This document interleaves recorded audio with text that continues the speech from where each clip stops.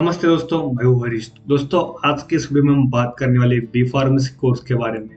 आज के इस वीडियो के थ्रू हम बात करेंगे बी फार्मेसी कोर्स क्या है, एडमिशन एलिजिबिलिटी क्या होती है, एडमिशन प्रोसेस किस तरह से होती है, कॉलेज की फीस मतलब कितनी होती है, अच्छा कॉलेज में आप एडमिशन किस तरह से ले सकते हैं, syllabus, exam pattern, passing criteria, government और प्राइवेट जॉब्स, बिजनेस अपॉर्चुनिटी और सैलरी और बिजनेस से होने वाली इनकम के बारे में बात करेंगे।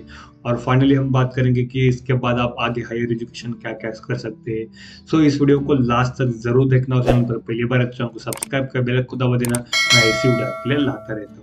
तो सबसे पहले हम बात करते हैं कोर्स डिटेल्स के बारे में। एक बी फार्मेसी क्या कोर्स है, मतलब इसमें आपको क्या सिखाया जाता है, और एक मतलब एक्चुअली सबसे पहले देखते हैं कि कोर्स क्या है। तो कोर्स क्या है, इसको बैचलर ऑफ फार्मेसी पे कहते हैं। फार्मेसी काउंसिल ऑफ इंडिया के अंडर ये कोर्स ऑल इंडिया रन होता है। इसमें टोटल 8 सेमेस्टर्स होते हैं। 8 सेमेस्टर कितने 4 सालों के अंदर आपको पढ़ाए जाते हैं, मतलब हर साल 2 सेमेस्टर्स होते हैं। और रेगुलर कोर्स से 80% अटेंडेंस उसमें कंपलसरी है। तो एक साल में जैसे 2 सेमेस्टर मैंने कहा, तो जून से दिसंबर तक या जुलाई से जनवरी तक आपका पहला सेमेस्टर होता है, और जो भी सेकंड सेमेस्टर रहता है वो दिसंबर से लेकर मई तक या जनवरी से लेकर जून तक कंडक्ट किया जाता है। हर साल इसी मतलब पीरियड के बिटवीन आपका हर साल 2-2 सेमेस्टर कवर किए जाते हैं। 4 साल में ऐसे 8 सेमेस्टर किए जाते हैं। तो बी फार्मेसी इस कोर्स में आप सीखते हैं आपके मतलब एनाटॉमी, फिजियोलॉजी, मेडिसिन किस तरह से बनाते हैं, और मेडिसिन का मैन्युफैक्चरिंग किस तरह से होती है, ड्रग्स क्या होते हैं, मेडिसिन किस तरह से बनाए जाते हैं, मेडिसिन की यूजेस क्या है, और उसके मैन्युफैक्चरिंग प्रोसेस क्या है। इस तरह की आपको इन्फॉर्मेशन मेडिसिन के रिलेटेड आपको इस बी फार्मेसी कोर्स में पढ़ने को मिलती है। और यहाँ पर सीजीपीए मतलब क्यूमुलेटिव ग्रेड पॉइंट एवरेज होता है, मतलब यहाँ पर आपको परसेंटेज में मार्क्स नहीं आते 70%, 80%, 90%। यहाँ पर आउट ऑफ 10 मतलब सीजीपीए आता है। सीजीपी 7.6, 8.9 आउट ऑफ 10 है, इस तरह से होता है। ये किस तरह से कैलकुलेट करते हैं, सिस्टम क्या है, इसके बारे में हम किसी सेपरेट वीडियो के थ्रू जानकारी लेने की कोशिश करेंगे। अभी बात करते हैं एडमिशन एलिजिबिलिटी, मतलब अगर बी फार्मेसी में अगर आपको एडमिशन लेना है तो आपको 12th पास आउट होना है पीसीबी या पीसीएम इस सब्जेक्ट ग्रुप से, मतलब फिजिक्स केमिस्ट्री मैथ या फिजिक्स केमिस्ट्री बायोलॉजी इस ग्रुप से। कुछ लोगों को दोनों भी सब्जेक्ट हो सकते हैं, फिजिक्स केमिस्ट्री मैथ बायोलॉजी, तो कोई इशू नहीं। आप मतलब इनमें से एटलीस्ट पीसीबी या पीसीएम या इसमें से एक तो होना चाहिए, मतलब पीसी मतलब फिजिक्स और केमिस्ट्री कंपलसरी है, मैथ या बायोलॉजी आपको सब्जेक्ट वहां पर होना चाहिए। कुछ लोगों को दोनों होते हैं, वेल एंड गुड। आपको 12th 50% एटलीस्ट मार्क्स से पास आउट होना है, मतलब आपको जो भी बोर्ड्स के मार्क्स है उसमें 50% एटलीस्ट आपके होनी चाहिए। उसके साथ एडवांस आपको एंट्रेंस एग्जाम देनी होगी बी फार्मेसी में एडमिशन लेने के लिए। जैसे स्टेट वाइज अलग अलग है। महाराष्ट्र की बात की जाए तो महाराष्ट्र में आप सबको पता है एमएसटी सीईटी एंट्रेंस एग्जाम देनी पड़ती है बी फार्मेसी में एडमिशन लेने के लिए। 50% मार्क आपके बोर्ड्स के, और फिर बाकी जो भी एंट्रेंस का जो भी आपका मेरिट लगता है उस पर आपको बी फार्मेसी इस कोर्स में आपको एडमिशन मिलता है। तो अभी जिन लोगों को एक क्वेश्चन हर किसी का होता है जो कि पीसीएम या पीसीबी, मतलब अगर पीसीएम के मार्क्स और पीसीबी मतलब दोनों में से एक सब्जेक्ट किसी को होगा तो दोनों में से एक का मार्क पकड़े जाएंगे। कुछ लोगों को दोनों भी सब्जेक्ट होते हैं, फिजिक्स केमिस्ट्री मैथ और बायोलॉजी, तो उनका कौन सा स्कोर पकड़ा जाएगा। देखो, आपके मैथ या बायोलॉजी इन दोनों में से जिस सब्जेक्ट से ज्यादा मार्क्स है उस सब्जेक्ट ग्रुप का आपको कंसीडर किए जाते हैं मार्क्स। ये आपके लिए अच्छी बात, दोनों सब्जेक्ट होने से आप जिस भी अगर बायोलॉजी में अच्छे हैं तो बायोलॉजी में आपके अच्छे मार्क्स होंगे, मैथ्स में अच्छे तो मैथ्स में आपको अच्छे मार्क्स होंगे।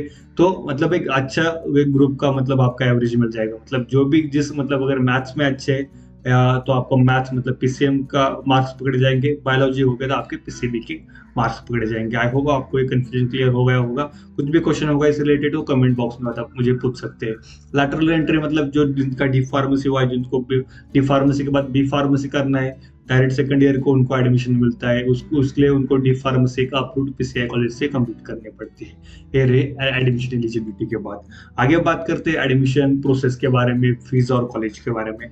एडमिशन प्रोसेस एक ऑनलाइन आपको एप्लीकेशन करना पड़ता है। सीईटी एग्जाम होने के बाद जब उसके रिजल्ट्स आते हैं तो तब ये प्रोसेस वो चालू हो जाती है। जैसे वो प्रोसेस चालू हो जाएगी उस प्रोसेस के बारे में भी मैं आपको अपडेट देता रहूंगा। उसके चैनल को सब्सक्राइब करके बेल आइकन को दबा के रखना, जिससे कि आपको मैं कोई भी अपडेट डालूं तो आपको कोई भी अपडेट मिस ना हो। जैसे आप ऑनलाइन एप्लीकेशन करते हैं, बाद में उसके कैप राउंड चालू होते हैं। कैप राउंड मतलब क्या होता है कि वहां पर आपको एक एक कॉलेज को मतलब प्रेफरेंस देना होता है।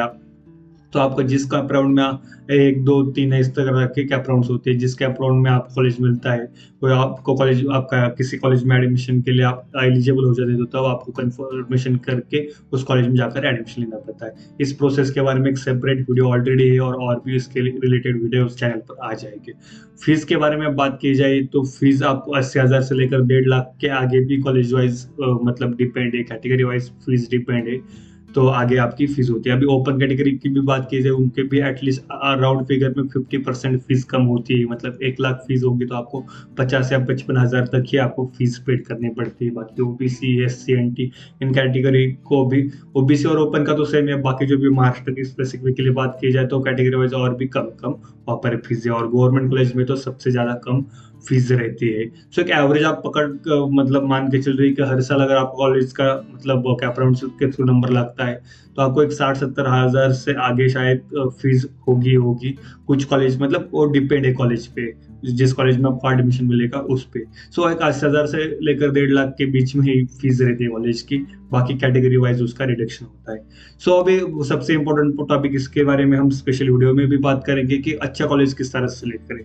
तो मेरा पर्सनल सजेशन ये रहेगा कि हर मतलब कॉलेज का जो भी क्वालिटी है वहाँ पर वो जो स्टूडेंट्स पढ़ते हैं उनको ही मालूम होता है। ऑनलाइन कोई भी किसी भी कॉलेज के बारे में नहीं बोल सकता। सो आपके लिए एक मेरे पास तरीका है जो कि मैंने भी बहुत बार यूज किया था। जिस कॉलेज में आपको इंटरेस्ट आ रहा है, जिसके बारे में आपको अच्छा बताया गया है, तो उस कॉलेज के जाकर मतलब जब कॉलेज डे उसमें जाकर अलग अलग मतलब जो गैप होता है उसके बीच में जो स्टूडेंट्स बाहर आते हैं उनसे चाहे उनसे दोस्ती कीजिए, उनसे बात कीजिए, कॉलेज का प्रीमाइसेस देखिए, वहाँ पर मतलब किस तरह से पढ़ाया जाता है, एग्जाम किस तरह से होती है, इसके बारे में उनसे आपको सबसे बेटर इन्फॉर्मेशन मिलेगी।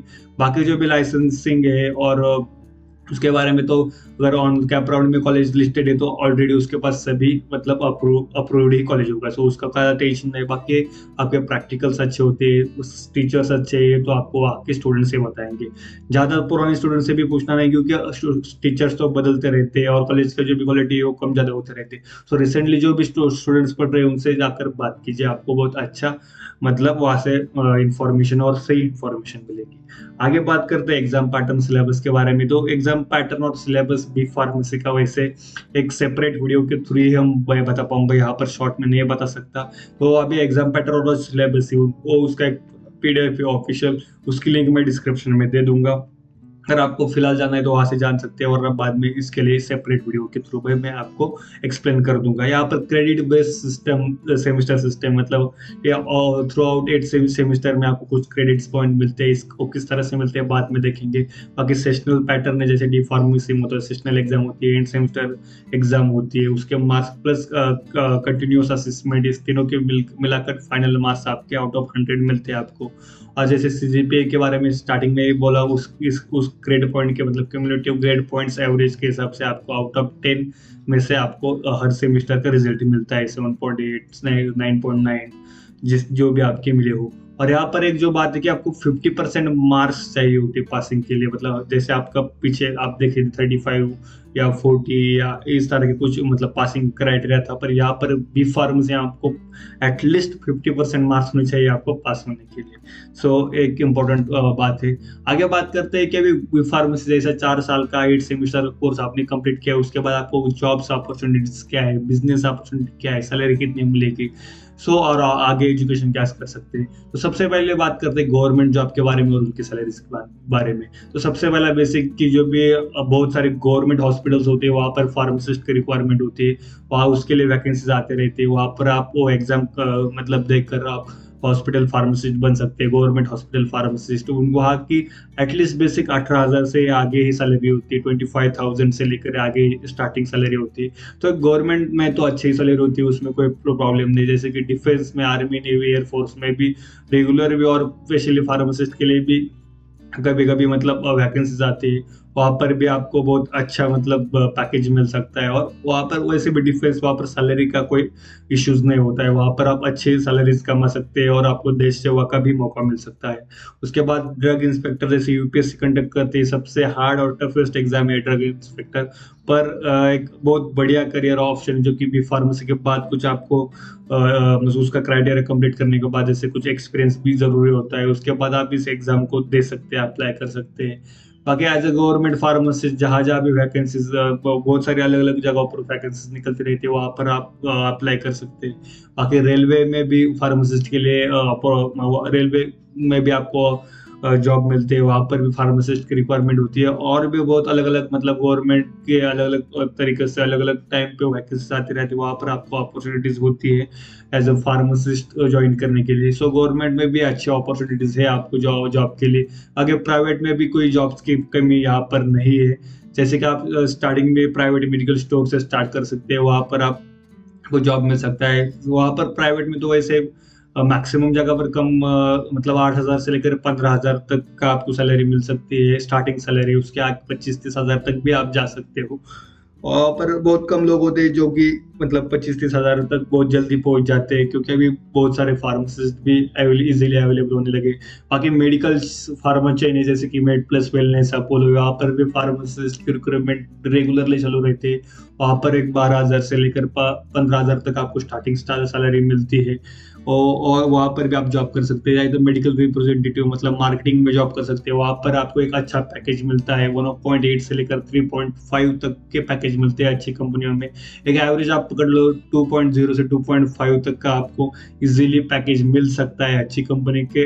अच्छी कंपनी में अगर जाए आप और आप अच्छे से वहाँ पर इंटरव्यू दे तो।